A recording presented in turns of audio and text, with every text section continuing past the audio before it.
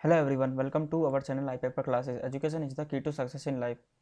And दोस्तों, फिर से आप सभी का स्वागत है एक न्यू सेशन में। दोस्तों, आज हम फिर से करने वाले हैं क्या, डिजास्टर मैनेजमेंट। ठीक है, आपदा प्रबंधन का। दोस्तों, कल आपका एक फर्स्ट लेक्चर हो चुका है। ठीक है, आज हम सेकंड करने वाले हैं दोस्तों, और एक लेक्चर और आएगा बस आपका, और आपका डिजास्टर मैनेजमेंट कंप्लीट हो जाएगा दोस्तों अच्छे तरीके से। आज मैं आपको 2 से 3 टॉपिक इसमें कंप्लीट कवर करा दूंगा दोस्तों, तो सभी अंत तक बने रहिएगा।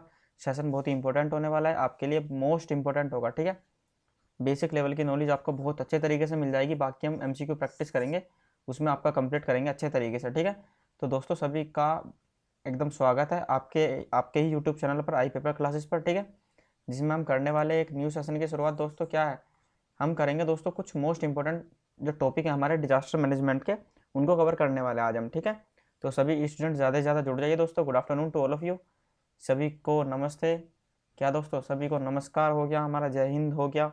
ठीक है, जय भीम भाइयों। ठीक है, तो सभी ज़्यादा से ज़्यादा जुड़ जाइए दोस्तों, और सेशन को शुरुआत करते हैं। सेशन शुरुआत करने से पहले जिन्होंने आई पेपर क्लासेस चैनल को सब्सक्राइब करके परमानेंट नई मेंबर नहीं बने हैं दोस्तों, वो चैनल सब्सक्राइब कर लीजिए, रेड बटन को क्लिक कर दीजिए। ठीक है, और बेल आइकन प्रेस कर लीजिए ताकि आपको डेली नोटिफिकेशन मिलती रहे।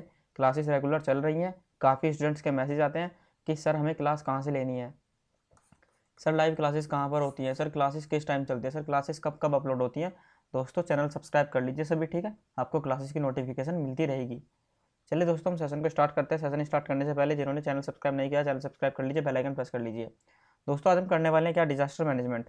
मैंने कल आपको जितने भी टॉपिक कराए थे उन सभी को तो आपने आई थिंक अच्छे से क्लास को लिया ही होगा। ठीक है, तो अब आगे हम करने वाले हैं कुछ जो न्यू पॉइंट्स हैं दोस्तों। मैंने कल आपको क्या बताया था कि हम इसमें कवर करेंगे दोस्तों लैंडस्लाइड्स, अर्थक्वेक, फ्लड, सुनामी, सूखा। ये तो हम स्किप भी कर सकते हैं। समुद्री लहरों के बारे में आप सभी को पता ही है कैसे आती हैं, चक्रवात। ठीक है, ये मेन पॉइंट है, हम इन्हें कवर करेंगे दोस्तों। समझ में आया? एक बार बताइए कि हम क्या क्या करेंगे दोस्तों। लैंडस्लाइड मैंने कल करा दिया था, मैंने कल आपको सुनामी भी करा दिया था। आज हम सूखा और बाढ़ और अर्थक्वेक कवर करेंगे जल्दी जल्दी। ठीक है, और दोस्तों मैंने आज आपका पैटर्न थोड़ा चेंज कर दिया है। मैंने ग्राफिकल वे में न लेकर मैंने कुछ फ़ोटोज़ क्लिक किए हैं। ठीक है, उनके माध्यम से मैं आपको पढ़ाने की कोशिश करूँगा आज। तो इंग्लिश एंड हिंदी दोनों में है, कोई भी नहीं जाएगा क्लास छोड़कर दोस्तों। ठीक है, इंग्लिश वालों के लिए भी मैंने आगे फैकल्टी अच्छी कर रखी है, तो ऐसा ना सोचिए कि हिंदी की स्लाइड लग रही है तो सभी हिंदी वाले ही होंगे। इंग्लिश वालों के लिए भी सुविधा है, बस अंत तक बने रहिए और अपनी क्लास को रेगुलरली लेते रहिए दोस्तों। क्या है अर्थक्वेक? ठीक है, भूकंप के बारे में भाई हम पढ़ने जा रहे हैं। अर्थक्वेक के बारे में बहुत ही मोस्ट इंपॉर्टेंट टॉपिक हो जाता है आपका। ठीक है, यही और या फिर हमारा चक्रवात हो गया। कुछ 2-3 टॉपिक ही हैं दोस्तों जो मेन मेन है आपके। ठीक है, जिनसे आपका एग्जाम में पूछा जाता है, तो अर्थक्वेक बहुत ही मोस्ट इंपॉर्टेंट रहता है दोस्तों आपके एग्जाम के पर्पज़ से। तो भूकंप क्या है दोस्तों, मैंने हिंदी वालों के लिए थोड़ा अच्छा किया है। ठीक है, हालांकि हिंदी वाले इंग्लिश वाले ऐसा कुछ नहीं है, बस आपके दिमाग में डालना है कि होता क्या है अर्थक्वेक। ठीक है, तो ये दोस्तों पढ़ते हैं हम। सबसे पहले क्या दे रखा है दोस्तों, भूकंप अत्यंत विनाशकारी। क्या है दोस्तों, भूकंप जो अत्यंत विनाशकारी आपदाओं में से एक है, भाई सभी को पता है। ठीक है, क्या है, भूकंप इज अ डिस्ट्रक्टिव डिजास्टर। ठीक है, अत्यंत विनाशकारी हो गया हमारा, आपदाओं में से एक है। पृथ्वी की सतह से कुछ किलोमीटर गहराई तक में स्थित चट्टानों में उपस्थित दरारों, भ्रंशों, कमजोर सतहों पर टकराव, गति, हलचल, घर्षण, फ्रिक्शन आदि से उत्पन्न होने वाली प्रसारित कौन सी दोस्तों, ये हमारी जो कंपन होते हैं दोस्तों, वाइब्रेशंस, जो उत्पत्ति केंद्र के चारों ओर तरफ प्रसारित होकर सतह पर स्थित वस्तुओं को हिलाना या डुलाने का कार्य करती हैं या असंतुलित कर देती है, भूकंप की संज्ञा दी जाती है। समझ में आया दोस्तों? इट मीन्स क्या है, फॉर एग्जाम्पल के लिए यदि मान लें हम, ये हमारा हो गया ग्राउंड लेवल, ये हमारा हो गया अर्थ की भूमि, मतलब ये भूमि हो गई हमारी, ज़मीन हो गई। ठीक है, क्या दोस्तों, इसे हम लिखते हैं ज़मीन। ठीक है, तो अब यदि हम बात करें कोई भी पॉइंट है, फॉर एग्जाम्पल के लिए हमने मान लिया ये हमारा फोकस पॉइंट है। ठीक है, अब यहाँ से दोस्तों वाइब्रेशन से निकलती है, मतलब स्टार्टिंग होगी वाइब्रेशन से निकलनी।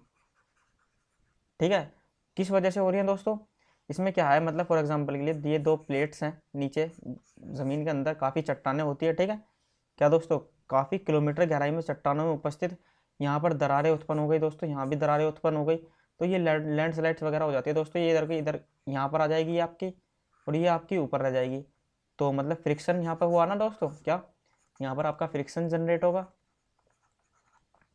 और फ्रिक्शन जनरेट होगा दोस्तों तो हिलने डुलने का प्रयास करेगा, हलचल होगी, कमज़ोर सतह होंगी वो आपस में टकराएंगी। ठीक है, और इन्हीं के कारण दोस्तों, दरारों के कारण ही आपका जो ज़मीन पर कुछ हल्की फुल्की वाइब्रेशंस दिखाई देती हैं, उन्हें ही, या कुछ बड़े लेवल पर भी दिखाई देती है, उन्हें ही हम क्या कहते हैं, भूकंप कहते हैं, अर्थक्वेक कहते हैं। समझ में आया? आगे चलते हैं दोस्तों। आगे इसमें क्या कहा गया है इसे भी पढ़ लेते हैं हम अच्छे से थोड़ा सा। कुछ ऐसी भी भूकंप तरंगे होती हैं जिन्हें मनुष्य अनुभव नहीं कर पाता। इट मीन्स कुछ ऐसी भी दोस्तों तरंगे होती हैं जो हमारी ज़मीन जो लेवल है ना वहाँ तक नहीं पहुँच पाती। क्या दोस्तों, कुछ ऐसी प्राइमरी तरंगे, कुछ ऐसी वेव्स भी होती हैं जो हमारे केंद्र से तो निकलती हैं दोस्तों। क्या, हमारा जो सेंटर होगा ना, फोकस सेंटर, हाइपो सेंटर, ठीक है, वहाँ से तो निकलती हैं ये हमारी वेव्स, बट आपकी जो यहाँ पर ज़मीन होगी ना ये यहाँ तक नहीं पहुँच पाएंगी। तो दोस्तों इन्हें ये महसूस भी नहीं होती कुछ, बट आपका जो रिएक्टर होता है ना दोस्तों, जो हमारा रिएक्टर स्केल है वो इन सभी वेव्स को भी अपने मतलब जो वहाँ पर वाइब्रेशंस नोट होती रहती है ना उन पर नोट कर लेता है दोस्तों। ये जो हल्की वाली होती है ना, माइनर जो होती है वेव्स, उन्हें भी नोट कर लेता है, ठीक है। उनकी जो वाइब्रेशंस होती हैं उन्हें भी नोट करता है कौन सा दोस्तों, रिएक्टर स्केल, जिसे कहते हैं हम सिस्मोग्राफ के नाम से दोस्तों भूकंप को नापा जाता है। भूकंप का मेजरमेंट जो जिससे किया जाता है सिस्मोग्राफ या सिस्मोमीटर, तो वो होता है। समझ में आया दोस्तों क्या कहा गया है इसमें? आगे चलते हैं दोस्तों। आगे अब हम बात करें कि नहीं कर पाता है। कुछ संवेदनशील दोस्तों प्राणी जो है, कुछ ऐसे एनिमल्स हैं जैसे कुत्ता, बिल्ली, चमगादड़, पक्षी आदि, महसूस इनके द्वारा ही महसूस कर लिया जाता है किन्हें दोस्तों, ये जो माइनर वेव्स होती हैं आपके, ठीक है। आधुनिक भूकंपीय यंत्र द्वारा ऐसी तरंगें भी रिकॉर्ड कर ली जाती हैं भाई। तो ये हो गया दोस्तों आपकी इजी सी डेफिनेशन हो गई, एकदम इजी सी डेफिनेशन, ठीक है, किसकी, भूकंप की। मैं आपको इसकी पीडीएफ प्रोवाइड करूंगा। और मैं एक काम और करूंगा दोस्तों, आपका डिजास्टर मैनेजमेंट कंप्लीट होने के बाद मेरे पास कुछ नोट्स हैं, ठीक है, कुछ नोट्स क्या, कुछ बुक्स हैं जिनमें बहुत ही ईजी वे में लिखा हुआ है, तो मैं आपको उनकी फ़ोटो क्लिक करके दूंगा दोस्तों। और जो जितने भी नए स्टूडेंट्स हैं वो टेलीग्राम चैनल जरूर ज्वाइन कर लीजिए दोस्तों। जितनी भी एक्टिविटी हैं आप उनसे चूक ना जाएं बस, ठीक है। मेरा यही है कि आप सभी को हेल्प होनी चाहिए। तो जितने भी फ़ोटोज़ होंगे ना जो मोस्ट इंपॉर्टेंट लगते हैं मुझे कि हाँ आपके लिए पढ़ना ज़रूरी है, तो मैं उन्हें भेज दूंगा भाई उस पर। सभी पढ़ लेना, ठीक है, ज़रूर से पढ़ लेना, क्योंकि वो जो मैं भेजूंगा ना दोस्तों वो बहुत ही शॉर्ट में होगा, 5-6 पेज में है, छोटा छोटा, मतलब इतना ज़्यादा कुछ नहीं है, बट आपको उन्हें एक बार रीड करना है, समझ में आ जाएगा सारा कुछ, ठीक है। मैंने उसी बुक से ही आपके फ़ोटोज़ इंक्लूड किए हैं। हालांकि मेरा काम है कि मैं आपको समझाऊँ अच्छे से, आपके सारे कुछ समझ में आना चाहिए भाई, फिर उसके बाद मैं आपको पीडीएफ प्रोवाइड करा दूंगा।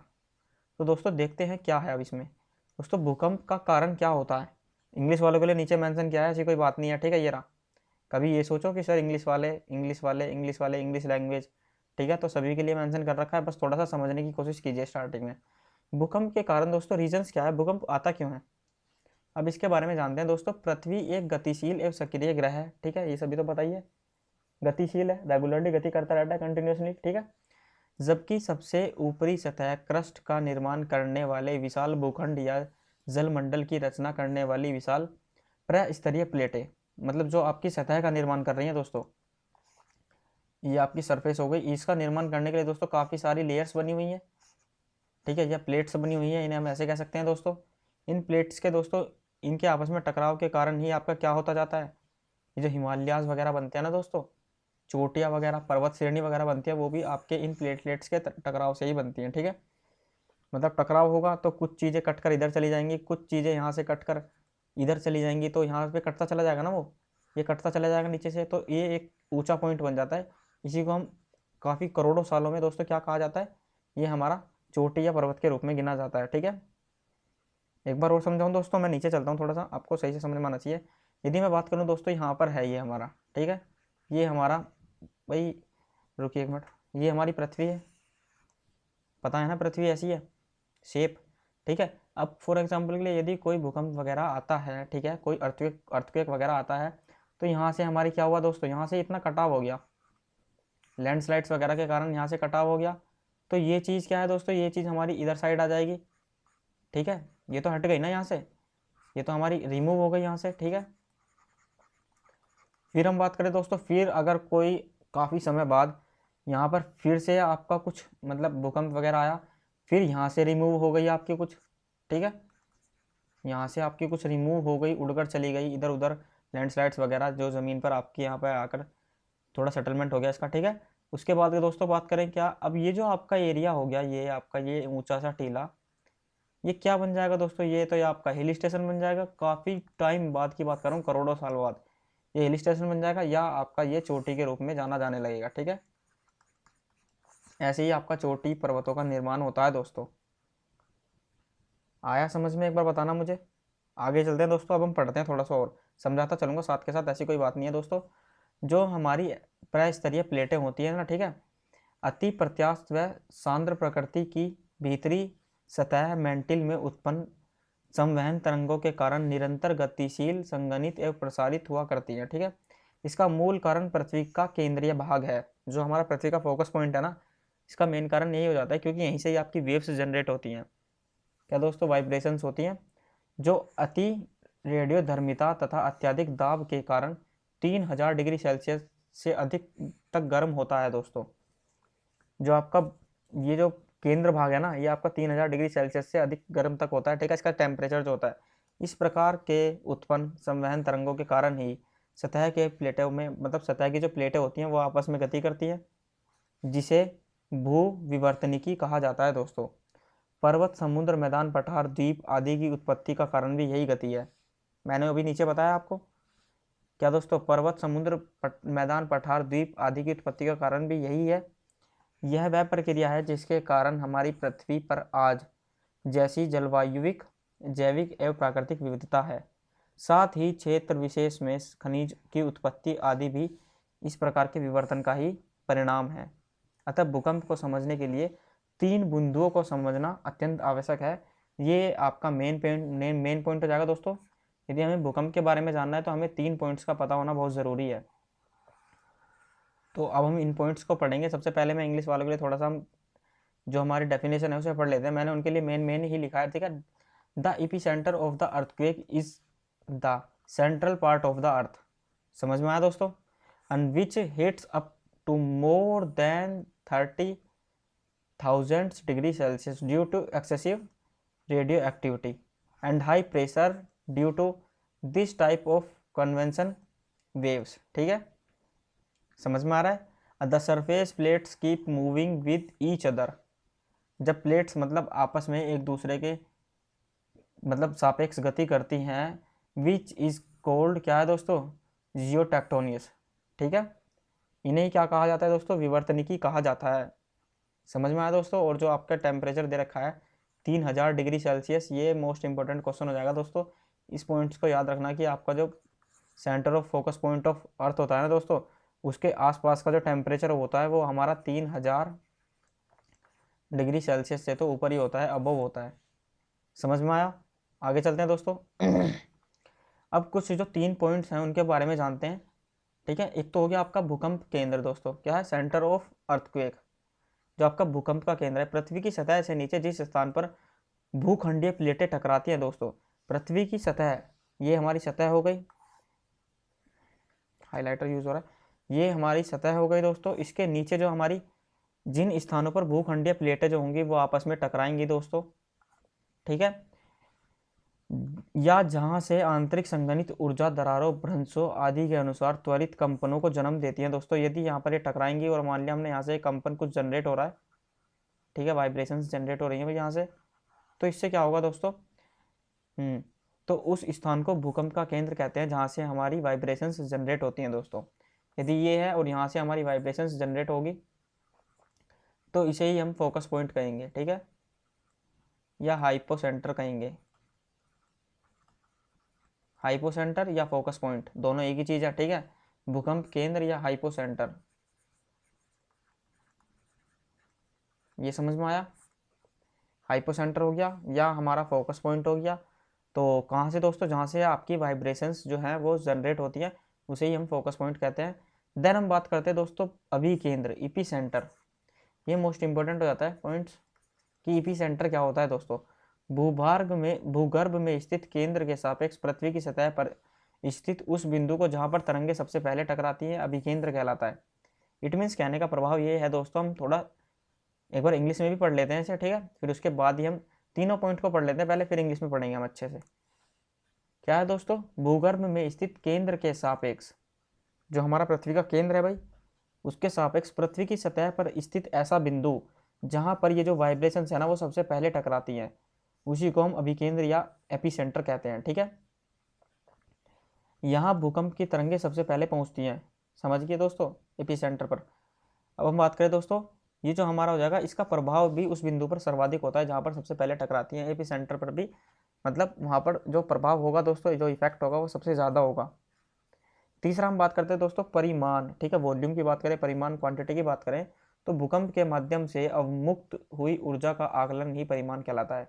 इट मीन्स भूकंप के माध्यम से जो हमारी ऊर्जा का जो मतलब ऊर्जा जो निकल रही है ना दोस्तों, जनरेट हो रही है ऊर्जा, जो निकल रही है, रिलीज हो रही है, उसको मेजरमेंट करना, उसका आकलन ही परिमाण कहलाता है।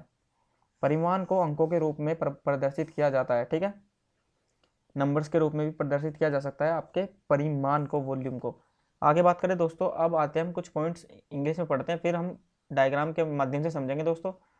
क्या है दोस्तों, अर्थक्वेक सेंटर। सबसे पहले है आपका अर्थक्वेक सेंटर, ठीक है।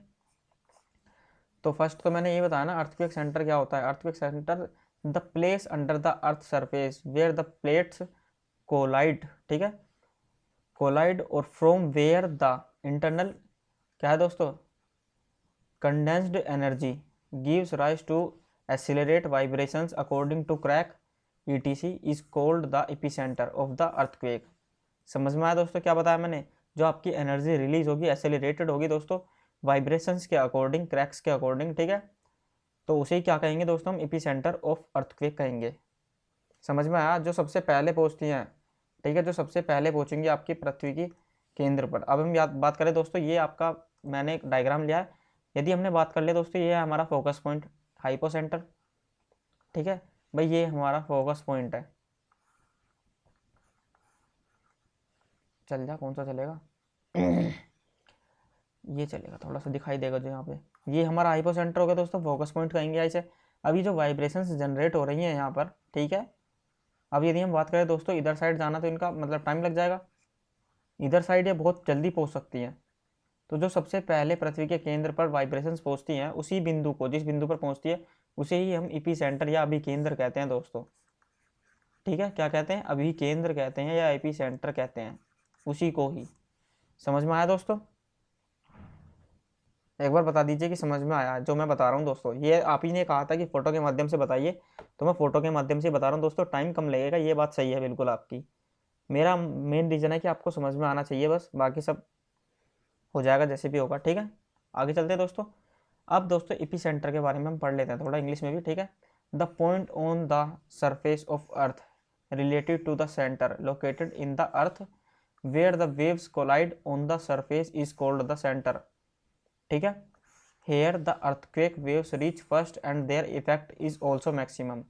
सबसे पहले भी पहुंचती हैं दोस्तों, इफेक्ट भी अधिक अधिक मतलब सर्वाधिक होता है उसी पॉइंट पर जहां पर आपकी जो वेव्स हैं, जो आपकी क्या दोस्तों वाइब्रेशंस है, वो सबसे पहले पहुंचती हैं, ठीक है, कहाँ से निकलकर, सेंटर ऑफ अर्थ से निकलकर।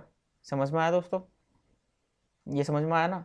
अब दोस्तों परिणाम के बारे में पढ़े, यदि हम परिमाण के बारे में, the measure of the energy released through an earthquake is called magnitude. The magnitude can be represented in the form of number.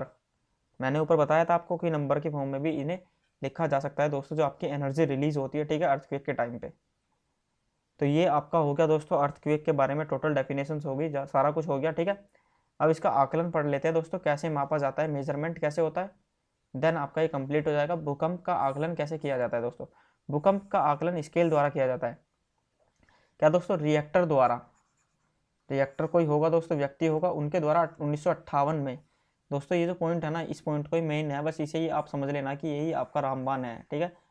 Reactor द्वारा 1958 में गुणात्मक आकलन के आधार पर, ठीक है, गुणात्मक आकलन के आधार पर जो स्केल बनाया गया उसे रिएक्टर स्केल कहा जाता है।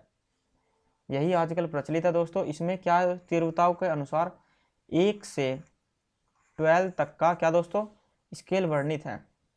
समझ में आया और स्केल 1 से स्केल 2 में परिणाम की शक्ति का अंतर 32 गुना है। स्केल 1 से स्केल 2 के यदि हम बीच में बात करें, परिणाम जो मतलब शक्ति जो है, क्या दोस्तों, जो भूकंप की जो तीव्रता है उसका अंतर क्या है दोस्तों, 32 गुना है 1 से 2 के बीच में ही। और इसमें 12 दिए हैं दोस्तों, 12 स्केल्स दिए हैं, 1 से मतलब 2 के बीच में ही आपका 32 का अंतर है और 12 दिए हैं, ठीक है। समझ जाना दोस्तों कैलकुलेशन जो बता रहा हूँ मैं। तो 32 गुना असर है दोस्तों यदि एक भी पॉइंट हमारा आगे बढ़ता है। समझ में आया दोस्तों? तो ये हो गया दोस्तों भूकंप का आकलन किसने दिया था दोस्तों? रिएक्टर द्वारा 1958 में आपकी गुणात्मक आकलन के आधार पर दोस्तों एक स्केल बनाया गया जिसे रिएक्टर स्केल कहा गया।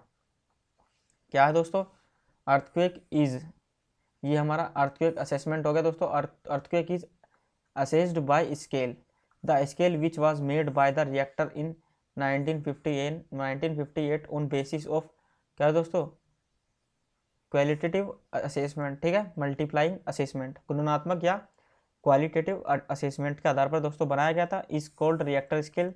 The difference to the power of magnitude is 32 times, ठीक है, मतलब पावर का जो दोस्तों डिफरेंस है ना दो रिएक्टर के बीच में, दो वाइब्रेशंस के बीच में ही, जो दो आपके स्केल में 12 खाने दिए हैं उन दो खानों के बीच में आपका कितने गुना का दोस्तों डिफरेंस है? 32 टाइम का, ठीक है। और ये मैंने बड़ा बड़ा लिख दिया है दोस्तों। किसकी सहायता से मेजरमेंट किया जाता है? सिस्मोग्राफ या सिस्मोमीटर, ठीक है, सिस्मोग्राफ भी दिया जा सकता है आपको, सिस्मोग्राफ या सिस्मोमीटर, इससे ही आपका मेजर किया जाता है दोस्तों। समझ में आया? आगे चलते हैं दोस्तों, अर्थक्वेक की वेव्स के बारे में कुछ जान लेते हैं कि अर्थक्वेक की वेव्स किस प्रकार की होती हैं दोस्तों। तो इसके बारे में बात करें दोस्तों, ये अर्थक्वेक की वेव्स सर्वप्रथम इन महसूस किया जा सकता है दोस्तों। 3 प्रकार की होती है, प्राइमरी वेव्स, सेकेंडरी वेव्स और धरातलीय वेव्स, ठीक है, सरफेस वेव्स। तो दोस्तों जो प्राइमरी वेव्स हैं इन्हें मतलब सर्वप्रथम इन्हें ही महसूस किया जाता है दोस्तों। अगर आपका भूकंप आएगा तो सबसे पहले जो हल्की फुल्की जो आपकी वाइब्रेशंस होंगी जो हमें महसूस होंगे दोस्तों वो प्राइमरी वेव्स ही होंगे, ठीक है, समझ में आया। और दोस्तों ये लॉन्गिट्यूडनल वेव्स भी कहलाती हैं, इन्हें ऐसे ही लिखना, ये मेजर पॉइंट है आपके, ये मोस्ट इंपॉर्टेंट पॉइंट्स है जो इधर लिखे हैं मैंने ग्राफिकल वे में, क्योंकि जो मुझे इंपॉर्टेंट लगेगा वो तो मैं लिखूंगा ही। तो ये जो वेव्स है ना इन्हें लिख लेना ना दोस्तों सभी। तो प्राइमरी वेव्स के बारे में मैंने बता दिया कि लॉन्गिट्यूडनल वेव्स भी कहते हैं। सेकेंडरी वेव्स की बात करें तो इन्हें ट्रांसवर्स वेव्स कहते हैं, ठीक है, क्या दोस्तों? अनुप्रस्थ वेव्स कहते हैं, इन्हें ट्रांसवर्स होती है। फॉर एग्जांपल के लिए बात करें, यदि हमारा कोई ये इधर साइड मान लीजिए रास्ता जा रहा है, ठीक है, अब यदि हम बात करें दोस्तों ये जो इसके यदि हम पैरेलल बात करें तो इसे तो कहेंगे हम लॉन्गिट्यूडनल, ठीक है, ये जो इसके पैरेलल है इसे तो कहेंगे हम लॉन्गिट्यूडनल। यदि हम इसके सेक्शन के क्रॉस सेक्शन पर बात करें इधर साइड, ये आपकी होगी ट्रांसवर्स, क्या दोस्तों? ये आपकी होगी ट्रांसवर्स। और ये जो मैंने लाइन खींची है ये होगी आपकी लॉन्गिट्यूडनल। समझ में आया दोस्तों? ड्रेनेज जो प्रक्रिया दी होती है दोस्तों, नालियों की जो प्रक्रिया दी होती है ना वो तो आपकी लॉन्गिट्यूडनल वे में होती है। और जो आपका कैम्बर दिया होता है सड़क पर, क्या दोस्तों? कैम्बर, कैम्बर समझते हो ना, टेक्निकल वे में बता रहा हूँ मैं आपको। कैम्बर कुछ इस प्रकार पर रोड का बीच का हिस्सा जो ऊपर का उभरा हुआ होता है, और ये जो स्लोप होती है ना ये कैम्बर स्लोप कहलाती है दोस्तों। ये आपकी ट्रांसवर्स स्लोप के अंदर ही होती है, ठीक है। चलिए दोस्तों ये तो हम टेक्निकल वे में घुस गए, इसे छोड़िए, आप जो आपका मेन टॉपिक है उसकी तरफ चलते हैं। क्या है दोस्तों? ये मैंने बताया कि आपको ये ट्रांसवर्स कहते हैं, सेकेंडरी वाली को, प्राइमरी वाली को लॉन्गिट्यूडनल कहते हैं। देन धरातलीय जो तरंगे होती है दोस्तों ये पैरेलल टू अर्थ होती हैं, ठीक है, क्या हमारी ज़मीन के समानांतर चलती हैं दोस्तों। और यही सबसे विनाशकारी भी होती है क्योंकि हमारी जो सरफेस है अर्थ सरफेस के पैरेलल होती है दोस्तों, तो यही सबसे ज़्यादा विनाशकारी होती है क्योंकि इनमें ही सबसे ज़्यादा हिलने डुलने की संभावना होती है, ठीक है। और ये जो ट्रांसवर्स है दोस्तों ये सॉलिड हिल्स से गुजर जाती हैं ईजिली, अधिक हानि नहीं पहुंचाती, ठीक है। और जो लॉन्गिट्यूडनल है इन्हें तो बस महसूस ही किया जाता है। तो अनुदैर्ध्य होती है, एक होती है हमारी अनुप्रस्थ। तो ये हो गया दोस्तों आपका टोटली हमारा अर्थक्वेक से रिलेटेड सारा कुछ। तो दोस्तों बहुत ही ईजी वे में समझाने की कोशिश कीजिए, एक बार बताइएगा कि कैसा लगा, ठीक है। अब दोस्तों मैंने ज़्यादा कुछ नहीं लिया, एक आपका बाढ़ का टॉपिक मेंशन किया है, फ्लड, ठीक है, दूसरा है आपका सूखा। ज़्यादा कुछ था नहीं इनमें, जितना भी था मुझे लगा कि बस आपको समझना है कि क्या है क्या नहीं है, बाकी फिर उसके बारे में हम एमसीक्यू करेंगे ज़्यादा से ज़्यादा। दोस्तों मेन चीज़ है, टारगेट है आपका पेपर जो आएगा एमसीक्यू में आएगा, थ्योरेटिकल बेस नहीं आ रहा है, तो प्रैक्टिस हमको सबसे ज़्यादा जो कमांड करनी है वो एमसीक्यू पे करनी है। तो कल से हम दोस्तों जो तैयार करेंगे ना वो आपके हम डिजास्टर मैनेजमेंट के ही एमसीक्यू चलाएंगे कुछ दिन तक, ठीक है। और अब तो मिक्सअप ले आएंगे, कोई दिक्कत नहीं है, अब ज़्यादा टाइम भी नहीं बचा है। बाढ़ का तात्पर्य किसी क्षेत्र में निरंतर वर्षा होने या नदियों का जल फैल जाने से उस क्षेत्र का जलमग्न होना ही आपका बाढ़ कहलाता है। साधारण सी बात भाषा में यह है, यदि किसी नदी या रिवर या बांध का पानी आपका किसी स्टेट के अंदर फैल जाता है काफ़ी भारी संख्या में, ठीक है, काफ़ी भारी वॉल्यूम के रूप में दोस्तों, वही क्या कहलाएगा, उसी स्थिति को हम बाढ़ कहते हैं, जो आपका जलमग्न कर दे सभी चीज़ों को। और वर्षा काल में नदियों का स्तर वर्षा के कारण अपने जल स्तर से ऊपर बहने लगता है तथा तटबंधों को तोड़कर जो निकटवर्ती दोस्तों क्षेत्र जो होता है उसमें फैल जाता है, जिससे आसपास का संपूर्ण क्षेत्र जलमग्न हो जाता है। और ऐसी स्थिति को दोस्तों क्या है दोस्तों, इसी के किनारे नगरों गांवों की स्थिति भयावह हो जाती है, जैसे बिहार में हो जाती है हर साल कोसी नदी के कारण दोस्तों। तो वास्तव में बाढ़ एक प्राकृतिक घटना है, ठीक है। बस ये मेन पॉइंट है आपका जो यहाँ पर आया, वास्तव में बाढ़ आपका एक नेचुरल एक्सीडेंट है, नेचुरल घटना है, ठीक है, इसे याद रखना बस आप, ठीक है। आगे चलते हैं दोस्तों। किंतु जब यह मानव जीवन तथा संपत्ति को हानि पहुंचाती है तो यह प्राकृतिक आपदा बन जाती है। क्या दोस्तों, यह एक तो मानव जीवन या आपकी संपत्ति को हानि पहुंचाती है तो यह प्राकृतिक आपदा बन जाती है। विश्व की प्रमुख नदियां जो बाढ़ के लिए प्रसिद्ध हैं उनके नाम इस प्रकार हैं। गंगा हो गई, यमुना हो गई, रामगंगा हो गई, रामगंगा आपकी उत्तराखंड की तरफ है, ठीक है। जो याद आ गया मुझे, जिम कॉर्बेट नेशनल पार्क का एट प्रेजेंट में नाम क्या है, रामगंगा नेशनल पार्क, ठीक है। आगे चलते हैं दोस्तों, उत्तराखंड में आपकी रामगंगा। गोमती बात करें दोस्तों, घाघरा, गंडक, कोसी, दामोदर, ब्रह्मपुत्र, कृष्णा, गोदावरी आदि भारत, ठीक है, ये तो हमारी होगी। सिंधु पाकिस्तान, जो दजला फरात इराक की है दोस्तों। मिसिसिपी मिसौरी जो है ये संयुक्त राज्य अमेरिका की है, बहुत ही मोस्ट इंपॉर्टेंट नदी है, ये कई बार एग्जाम में पूछी जा चुकी है दोस्तों। मिसिसिपी मिसौरी जो नदी है, रिवर है, ये कहाँ स्थित है, ये आपकी संयुक्त राज्य अमेरिका में है, तो इसे अच्छे से याद कर लेना। आगे चलते हैं दोस्तों, ये सभी आपकी यांगटीसी या हवांगो नदी दोस्तों चीन की है, ये आप मेंशन कर लेना। ये जो हमारी चीन की ये जो यांगटीसी है ना, ये एशिया की सबसे लंबी नदी है, ठीक है, एशिया की सबसे लंबी या बड़ी नदी, सबसे बड़ी नदी कौन सी है दोस्तों, यांगटीसी, समझ में आया, एशिया की सबसे बड़ी नदी हो जाएगी भाई यांगटीसी नदी। और ये जो हवांगो नदी है दोस्तों, ये आपकी क्या कहलाती है, ये आपकी ऐसी हो जाएगी जैसे कोसी नदी, ये अपने मार्ग को परिवर्तित करती रहती है लगातार दोस्तों, हवांगो नदी, ठीक है। इसे चीन में किसी और नाम से भी पुकारा जाता है, मुझे नाम याद नहीं आ रहा है, एक बार कमेंट करिए सभी कि चीन में इस नदी को किस और नाम से जाना जाता है दोस्तों, हवांगो नदी को। आगे चलते हैं दोस्तों, इरावदी नदी जो म्यांमार में है आपकी, ठीक है, नाइजर नाइजीरिया में है। बाढ़ों के कारण दामोदर नदी जो बंगाल का शोक है, ठीक है, दामोदर नदी जो बंगाल का शोक है तथा कोसी नदी जो बिहार का शोक है कही जाती है दोस्तों। ब्रह्मपुत्र नदी को असोम का शोक कहा जाता है। तो ये आपके मेन पॉइंट है, एग्जाम पॉइंट ऑफ व्यू से आपके ये क्वेश्चंस बन सकते हैं कि बंगाल का शोक किस नदी को कहा जाता है, कोसी नदी को। भाई बिहार का शोक किस नदी को कहा जाता है, कोसी नदी को। बंगाल का शोक आपका दामोदर नदी को, और ब्रह्मपुत्र नदी को असोम का शोक कहा जाता है, ठीक है। तो ये कुछ पॉइंट्स हैं जो मेन मेन है, इन्हें आप लिखिए दोस्तों, ठीक है। आगे चलते हैं, बाढ़ के कारण क्या हो सकते हैं दोस्तों, इनके बारे में बात करें। भारत में भारी मानसून चक्रवाती वर्षा से नदियों का जलस्तर इतना बढ़ जाता है कि वह तटबंधों को तोड़कर आसपास के क्षेत्र में जलमग्न कर देती है। इससे बाढ़ का आ जाना स्वाभाविक है, ठीक है। भूसंकलन भी बाढ़ का एक कारण हो सकता है दोस्तों, भूकंप भी, लैंडस्लाइड्स भी। इससे नदी का मार्ग अवरुद्ध हो जाता है, जिससे उसका जल आसपास के क्षेत्रों में फैल जाता है। वनों के कटाव के कारण भी बाढ़ की समस्याएं बढ़ जाती हैं। हिमालय में बड़े पैमाने पर विनाश ही हिमालय नदियों में बाढ़ का कारण है। तो ये हो गया आपका बाढ़ का टॉपिक, इतना खास नहीं था, तो जितना भी कराया मैंने, मुझे जितना सफिशिएंट लगा मैंने उतना कराने की कोशिश की। सूखा के बारे में पढ़ लेते हैं दोस्तों, सूखा क्या होता है, तो ये भी छोटा सा है, ठीक है, इसके बारे में पढ़ते हैं दोस्तों। सूखा क्या स्थिति है, मतलब है क्या है दोस्तों, जिसमें कृषि, पशुपालन तथा मनुष्य को जल की प्राप्ति सामान्यतः आवश्यकता से कम होती है, वही सूखा कहलाता है, ठीक है भाई। जो मतलब साधारण है, जो जनरल लेवल पर आपकी आवश्यकताएं होती हैं, यदि उनसे कम आपकी प्राप्ति होती है, किसके लिए दोस्तों, कृषि में, पशुपालन में, मनुष्य को, तो उसे ही आपका सूखा कहते हैं। शुष्क तथा अर्ध शुष्क प्रदेशों में यह सामान्यतः समस्या है, ठीक है।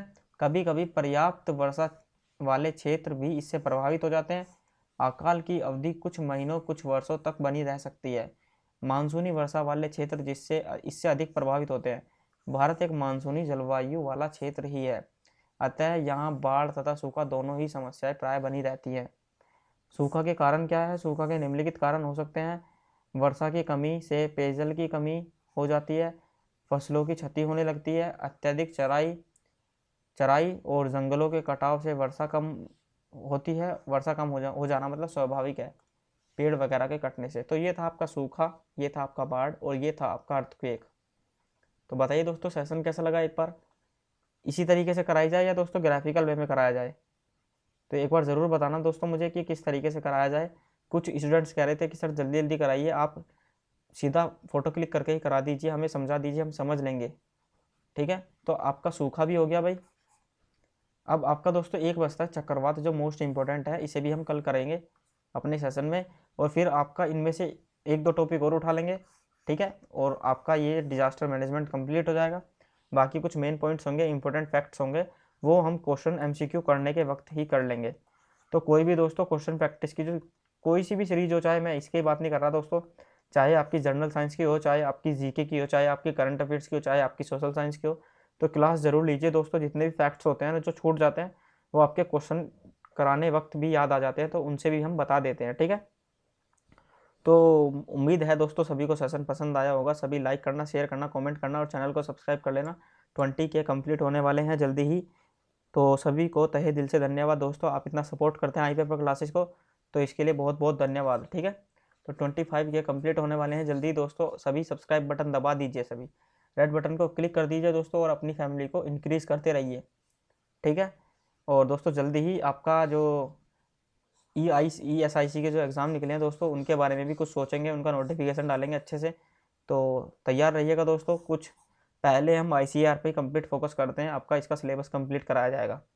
तो चलिए दोस्तों मिलते हैं नए सेशन में। स्वस्थ रहिए, मस्त रहिए और घर वालों का ख्याल रखिए, अपनी तैयारी को ज़ोरों शोरों से करते रहिए। ठीक है।